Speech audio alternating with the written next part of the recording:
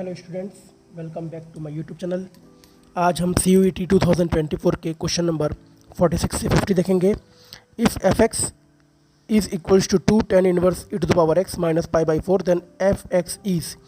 अब यहाँ आपको बताना है कि क्या ये फंक्शन इवन है या फंक्शन ऑड है, और बताना है कि क्या ये फंक्शन स्ट्रिक्टली इंक्रीजिंग है या स्ट्रिक्टली डिक्रीजिंग है। तो स्ट्रिक्टली इंक्रीजिंग या डिक्रीजिंग देखने के लिए हम लोग इस फंक्शन का डेरिवेटिव निकाल लेंगे और देखेंगे कि क्या डेरिवेटिव ग्रेटर देन 0 है या लेस देन 0 है। सो इसका डेरिवेटिव निकालेंगे 2 tan inverse e to the power x। So tan inverse x का डिफरेंशिएशन होता है 1/1 प्लस एक्स स्क्वायर। अब यहाँ x की जगह e to the power x है, सो हम लोग लिखेंगे 1 plus e to the power x का होल स्क्वायर, और e to the power x का डिफरेंशिएशन करेंगे तो फिर से e to the power x आ जाएगा। पाई बाई 4 का differentiation 0, so ultimately you will get 2 e to the power x by 1 plus e to the power x the whole square। now आपको पता होना चाहिए कि e to the power x का range क्या होता है। तो इसका रेंज होता है 1 to infinite। 1 to infinite it means e to the power x हमेशा पॉजिटिव रहता है। तो e to the power x यहाँ न्यूमरेटर में भी पॉजिटिव होगा और डिनोमिनेटर में e to the power x का स्क्वायर है तो वो पॉजिटिव ही होगा। ये स्क्वायर है तो हमेशा पॉजिटिव होता है, और +1 ये भी पॉजिटिव है, 2 भी पॉजिटिव है। तो अल्टीमेटली हमें ये पूरी वैल्यू ग्रेटर देन 0 मिलेगी। It means it is strictly increasing. But यहाँ बात करना है कि 0 से इन्फिनाइट में या -∞ से +∞ में। अब इसका अगर आपको डोमेन पता हो, e to the power x का डोमेन क्या होता है, तो इसका डोमेन होता है real number, that means -∞ to +∞। अब अगर आप देखें कि e to the power x में अगर आप x की जगह -5 रख लेते हैं, सो e टू द पावर -5। अब लॉ ऑफ इंडिसेस का यूज़ करके इसको e टू द पावर 5 लिख लेते हैं। अब ये तो पॉजिटिव वैल्यू है क्योंकि इसकी रेंज पॉजिटिव है, so you will get this value as positive. तो इसका मतलब ये हुआ कि अगर आप x की वैल्यू चाहे नेगेटिव रखो या चाहे पॉजिटिव रखो, आपको हमेशा पॉजिटिव मिलने वाली है। तो उससे ये पता चलता है कि it is strictly increasing in -∞ to +∞। So according to this option number 3 is correct. अब अगर बात कर लें कि क्या ये फंक्शन इवन है या ऑड है, तो आपको ये पता होना चाहिए कि इवन फंक्शन कैसे चेक करते हैं। इवन फंक्शन चेक करने के लिए आपका जो भी फंक्शन है उसमें आपको x की जगह -x रखना है। अगर फिर से f(x) मिल जाएगा तो आपका फंक्शन इवन है, और ऑड के लिए क्या करना रहता है, x की जगह -x रखना है और माइनस ऑफ f(x) मिले तो फंक्शन ऑड है। But in this condition e to the power x में अगर आप e to the power -x रखते हैं, फिर भी आप देखेंगे कि फंक्शन में ना हमको f(x) मिलता है ना हमको -f(x) मिलता है। तो जब भी e to the power x दिया है तो आपको ये बताना मुश्किल है कि वो फंक्शन इवन है या ऑड है। तो सिर्फ ये स्ट्रिक्टली इंक्रीजिंग इन -∞ टू +∞ से हम बता सकते हैं कि ऑप्शन नंबर 3 करेक्ट है। Let us see the next question, question number 47। For the differential equation x log x dy minus log x minus y dx you have to check the following options. तो सबसे पहले check करना है degree of the differential equation is 1। तो इसके लिए सबसे पहले हमको क्या करना है, दिए हुए इक्वेशन को dy/dx के फॉर्म में ले आते हैं। तो ये मिलेगा हमको log x minus y upon x log x। यहाँ आप देख सकते हैं dy/dx की डिग्री 1 है, तो ऑप्शन नंबर ए करेक्ट है। अब इसे आगे और सॉल्व करते हैं। dy/dx इक्वल्स टू, इसको सेपरेट कर लेंगे, तो log x upon x log x minus y upon x log x। तो log x से log x कैंसिल हो जाएगा, आपके पास अल्टीमेटली बचेगा dy/dx plus y upon x log x equals to 1/x। तो इससे आप देख सकते हैं कि ये है dy/dx plus py equals to q, और ये होता है linear differential equation.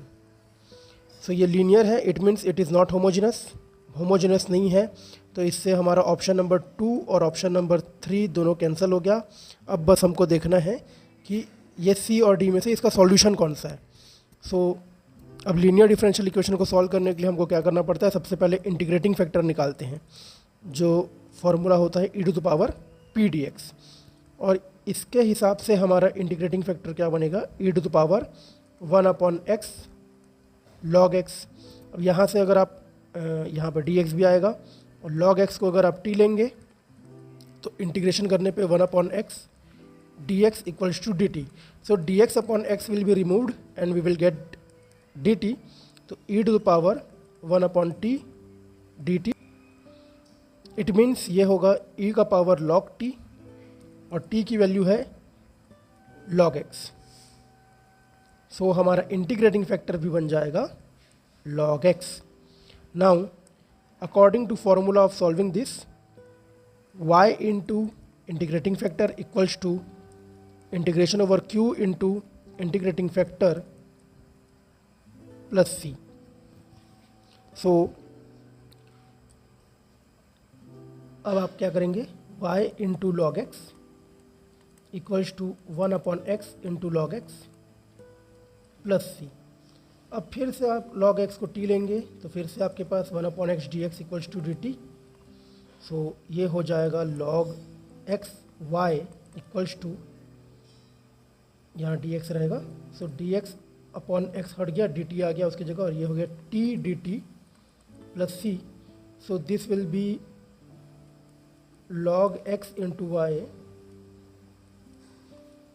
Equals to t square by 2 plus c, और t की वैल्यू क्या है, log x है, तो it means it is log x the whole square plus C.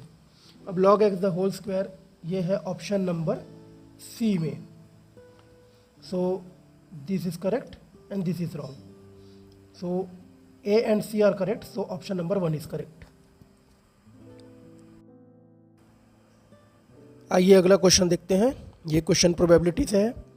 There are 2 bags, bag 1 contain 4 white balls and 6 black balls. तो ये bag 1 4 white and 6 black balls. Bag 2 contains 5 white and 5 black balls. So ये bag 2 यहाँ है 5 white और 5 black balls. A die is rolled if it shows a number is divisible by 3, a ball is drawn from bag 1। तो probability to draw the ball from bag 1। अब die is rolled if a number is divisible by 3। जब die को role करेंगे तो 3 से divisible वाले होने वाले नंबर हैं 3 और 6। So it means 2 numbers are there and total sample space is 6। so this will be 1/3। so जो बची हुई probability हो बैग 2 की हो जाएगी। so that will be PB2 equals to 1 minus 1/3, that will be 2/3। Now the question says that if ball drawn is not black in color, then the probability that it was not drawn from bag 2, it means it is not drawn from bag 2 का मतलब हो गया it is drawn from bag 1। तो ये बोल रहा है if the ball drawn is not black, then it is drawn from bag 1। So it is a question of Bayes theorem। So here P of, आपने बॉल निकाल लिया जो कि नॉट ब्लैक है और वो बैग 1 से निकला है, इसका प्रोबेबिलिटी पूछ रहा है। तो जब भी आपको बेस थ्योरम का क्वेश्चन मिलता है, आपको क्वेश्चन को बहुत ध्यान से पढ़ना है, उसी में आपका सारा चीज़ क्लियर हो जाता है। जैसे यहाँ बोला है नॉट ब्लैक, ये आपको पता चल गया नॉट ब्लैक है और वो बैग 1 से लिया है। जो यहाँ आप लिखेंगे उसका ही यहाँ पर आपको अपोजिट लिखना है, means P of NB upon B1। जो यहाँ नीचे में रहेगा उसको ही आप यहाँ लिख दो B1। जो अब इसको ही यहाँ भी रिपीट करना, इससे आपका ये क्वेश्चन का सॉल्यूशन बहुत इजी हो जाएगा। अब एक बैग 1 हो गया, अब एक बैग 2 लेना है आपको, PB2 P of NB upon bag 2। So now get all the probabilities. Probability of bag 1 that is 1/3। तो यहाँ 1/3। probability of getting a not black ball from bag 1. So bag 1 में हमारे पास टोटल है 10 बॉल्स.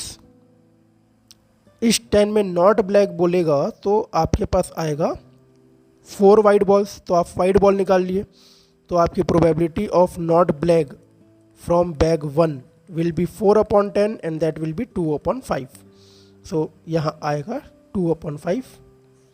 सेम ये है तो ये भी सेम हो जाएगा 1/3 into 2/5 plus probability of bag 2 that is 2/3 and probability of not black from bag 2. So you can see यहाँ पर फिर से 10 बॉल हैं जिसमें से 5 वाइट हैं. सो यहाँ probability of not black from bag 2 will be 5/10. So that will be 1/2. 1/2. You will solve this. You will get 2/15 upon 2/15 plus 1/3. So after solving this, 2/15, 6 plus 15, that will be, okay, 15 का LCM ले लेते हैं. सो ये हो जाएगा 2 plus 5. 15 से 15 cancel, आपके पास मिलेगा 2/7. सो option number 3 is correct. Let us see this easy question. Which of the following cannot be the direction ratio of the straight line? This. First of all, arrange this. This will be x minus 3/2. This will be y minus 2 upon minus 3. And this will be z plus 4 upon minus 1. So, which of the following cannot be direction ratio? So, you first option 2 minus 3 minus 1. ये तो है ही, तो ये option गलत हो जाएगा क्योंकि हमको कैन नॉट चाहिए. दूसरा है 2 minus 2 3 1. If you multiply it by minus 1 then you will get -2 3 and 1. तो ये भी हो जाएगा, तो ये भी रॉन्ग हो गया. फोर्थ ऑप्शन देखो 6 minus 9 minus 3. So if you multiply it bye 3 you will gate 6 minus 9 and minus 3. सो ये भी रॉन्ग हो गया, तो बचा सिर्फ ये. तो option number 3 is the correct answer. Let us see the last question. This question is from the LPP. Which one of the following represents the correct feasible region determined by the following constraints of an LPP?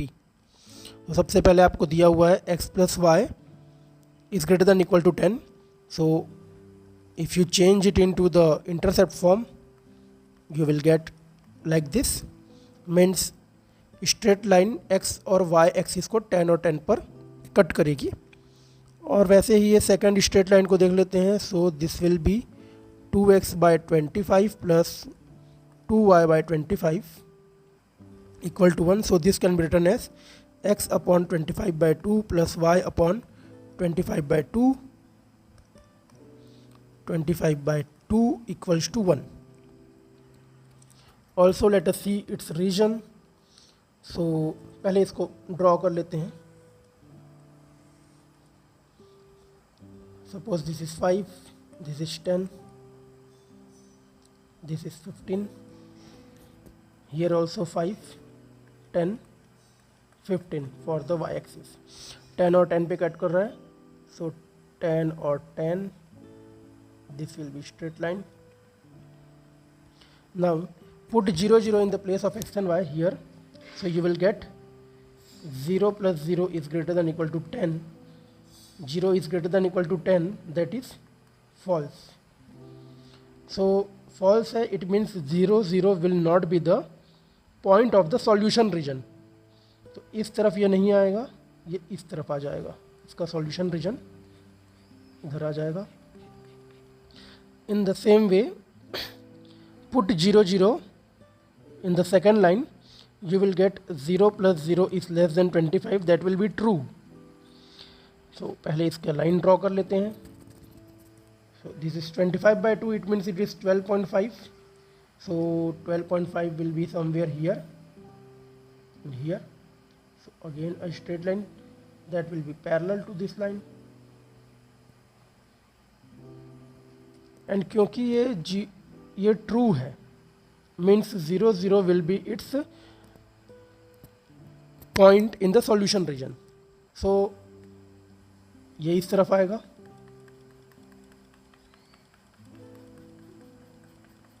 so you can see this is the common part, this one is the common part। और ऐसा कौन सा option में आपको दिख रहा है? सो आप देख सकते हैं कि ये है option number 3। So option number 3 is the correct. Thank you students, अभी तक आपने जो सपोर्ट दिया, question number 1 to question number 50 के सॉल्यूशंस आपने देखे। अब आगे मैं कुछ इंपॉर्टेंट रिजल्ट्स और उनसे रिलेटेड कुछ क्वेश्चंस लेकर आऊँगा। So subscribe